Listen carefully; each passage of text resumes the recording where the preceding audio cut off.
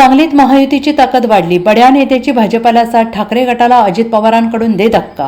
आगामी स्थानिक स्वराज्य संस्थांच्या निवडणुका दिवाळीपर्यंत होण्याची शक्यता वर्तवली जाते आहे. सर्वोच्च न्यायालयाच्या आदेशानंतर राज्यातील राजकीय हालचालींना चांगलाच वेग आलेला आहे. अशातच सांगली जिल्ह्यातील जैन समाजाचे नेते आणि दक्षिण भारत जैन सभेचे अध्यक्ष रावसाहेब पाटील आज भाजपात जाहीर पक्षप्रवेश करणार आहे. दुसरीकडे शिवसेना ठाकरे गटाला मोठा धक्का देत मिरज शहर प्रमुख चंद्रकांत वेंगुर्ले यांनी अजित पवार गटाच्या राष्ट्रवादी काँग्रेसमध्ये प्रवेश केलेला आहे आणि या पक्षप्रवेशामुळे महायुती अधिक बळकट होणार असल्याचं बोललं जातंय.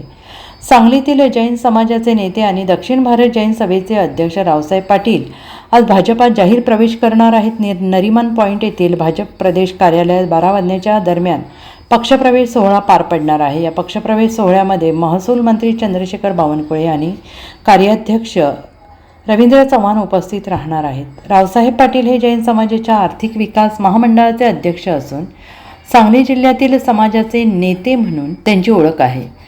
त्याबरोबरच महाराष्ट्र आणि कर्नाटकमधील जैन समाजाच्या सर्वात मोठी संघटना असणाऱ्या दक्षिण भारत जैन सभेचे अध्यक्ष देखील ते आहेत.